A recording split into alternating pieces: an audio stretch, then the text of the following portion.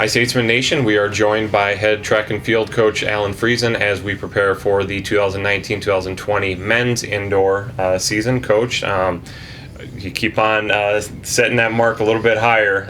Bar gets higher and higher. Yeah, higher and higher, and the streak continues. I think we're at 10 or 11. I think 10. I think it's at 10. 10 consecutive seasons with an All-American dating way back to 2015. So exciting stuff, and you've got a lot of great talent back. So before we talk about this year, let's recap last year. Well, last year was, we kept the streak alive. Yeah. We didn't quite finish where we wanted to finish in the conference, of course. Our goal is always to be in that top three. Right. But there was a lot of good teams. There was a lot of good talent last year, and quite frankly, we just didn't show up, and we just didn't show up to compete, and we were flat. And so hopefully that kind of motivates our kids through the summer. That doesn't happen again. But we still qualified a bunch of kids for nationals. We still kept our streak alive. We still managed to break some records. Overall, it was a good season. I think it was, most people would look at it as a good season. A little disappointing on my end. I was a little disappointed, but I thought we did a pretty good job recruiting. So I think this year we'll step back up, be right where we need to be. Yeah. Talk about the recruiting trail that you guys hit. Where were you looking? What were you looking for? What holes needed to be filled? Well, we're trying to fill some holes in where we graduated some kids, especially in the throws. We're really young on the men's side in the throws, pretty inexperienced.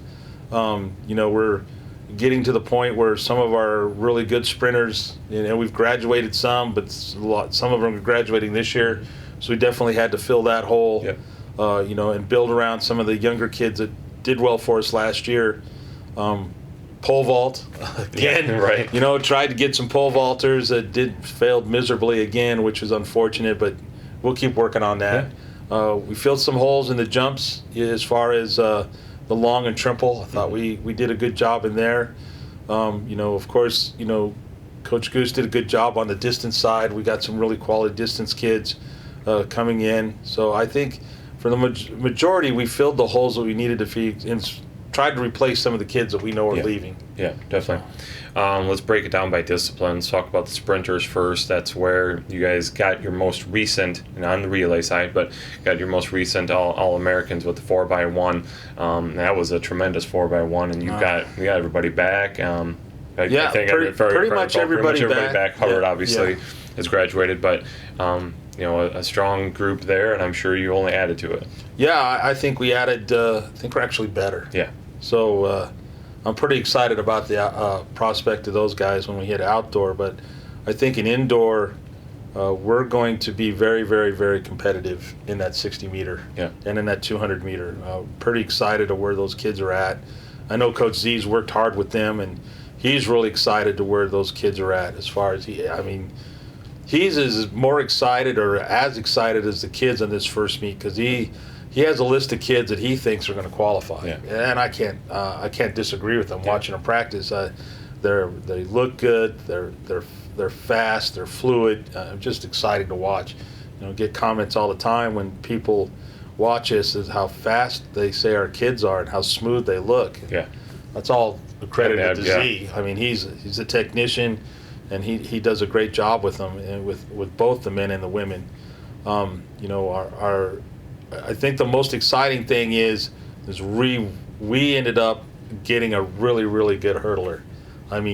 Really good. Yeah. He's fast, he's quick, and he's a kid that can not only hurdle, but he can run the 4, he can run the 60. We might try him at the 2, but he's a talented kid, and he's an Iowa kid. Yeah. So we're really he's from Ottumwa, and his name is I'm not sure if you're trying to keep his name under wraps. Nobody knew. Mason Aschenberger. Okay. He was from Ottumwa, went to Indian Hills, and we tried to get him right out of high school, but he went to Indian Hills, and he came here.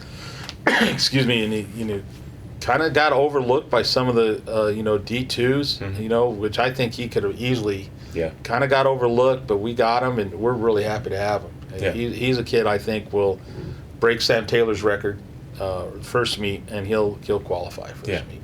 Okay. So. Cool. I mean, I know there's probably too many names to actually bring up in that sprinting group, but I mean, you start with the likes of a Tristan Elmore. You got Sage Arisman in there. You have Joel Brown. Joel Brown. I mean, those are the guys that are going to come back as and then qualifiers.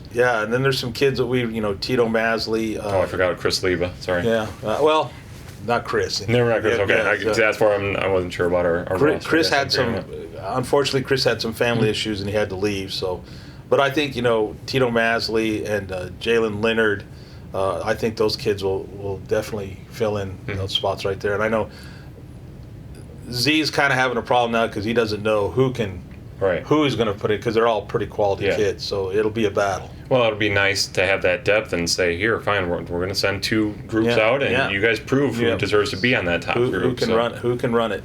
Yeah. So we're pretty confident in that area, but Sage, I mean, he's a different kind of athlete. Oh, he can do everything. Yeah. Yeah, I mean, he's a national qualifier as a thrower. Yeah. I think Z thinks he can qualify in the 60, which I'm pretty sure that has never been done in the history of the NAIA. You don't get the shot putters that can also sprint like and that.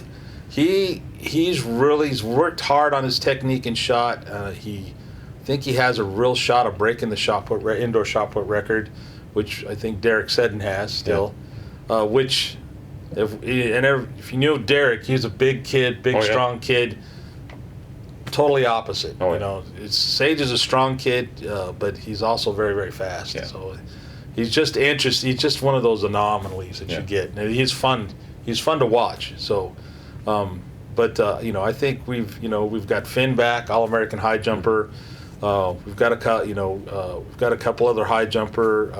Lois Parker is high jumping this year, along with long jump and triple jump. Zane Jacobs is back. If we can get him healthy, he'll be high jumping. So we got some pretty good depth in the high jump. So we're excited about that. I think on the men's side, we did a really good job of getting depth and having a lot of kids and a lot of events and a lot of quality kids. So that's going to really help when it comes to the conference. Definitely.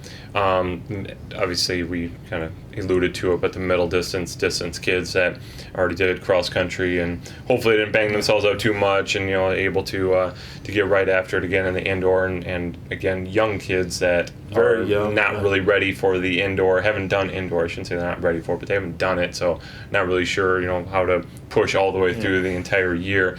So that'll be an interesting situation to see how they can manage the mid part of the season. And I think they'll do well. I mean, Axel, Vernon, those guys had a pretty decent. Vernon's season at the end of cross country wasn't what he wanted to. Yeah. He got sick. Right.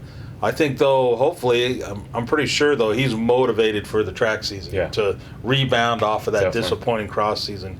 So I'm really excited to see him run. I think Axel will be kind of in his element on the track. So I think, and plus, Terry Jackson's coming back, so we have some, Blanco's back. So I think we have some leadership in that mid-distance group. So we'll see, like I said, for track, you just got to come up and have that mindset that you're going to compete every Saturday or whatever Friday. You've got to be ready to compete. Got to keep healthy. That'll be a key. Yeah. Staying healthy, and just getting after it. Yeah, definitely. Throwers, I mean, obviously you already talked about Sage and, that we're on the younger side, but anybody else that's been sticking out on the throw side? Landon, who redshirted last year, we kind of switched his technique, is finally coming around. I'm excited to see what he can do. We have Jasper Stottlemyre, who played football. He came out this year, wanted to throw, kind of impressed me a little bit. He's a strong kid, and form a little rusty, but he's getting that down. He's starting to throw really well. Chase Lukaford, another football player who's did track for us last year. I think those 4 right there will be kind of leading the way. And then Jesse Burleson, who is from DMAC, hasn't thrown a lot, is trying to this year, so he's really, really raw. Yeah. So so hopefully after we get through indoor, outdoor will look better for him. Yeah, definitely. keys to success this year? Again, I mean, you don't want to build it all on here. We're trying to get another All-American to keep the streak alive, but it's nice because it looks really good. Yeah, and it's a nice thing to sell. I think the kids know it, the guys know it. I think they want to keep that streak alive. A lot of these kids that were here as freshmen when that streak started, or they came in the year after. So it's something important to them. It means a lot to keep that streak alive. It's part of what the culture is here right now, which is nice to have a culture for once. I think this team has finally developed their culture, and it's starting to really pay off for us.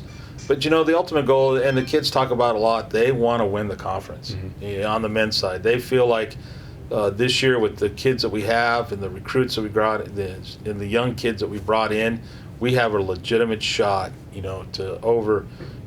to shake it up a little bit, make people a little nervous, and have a shot at that conference title. Definitely.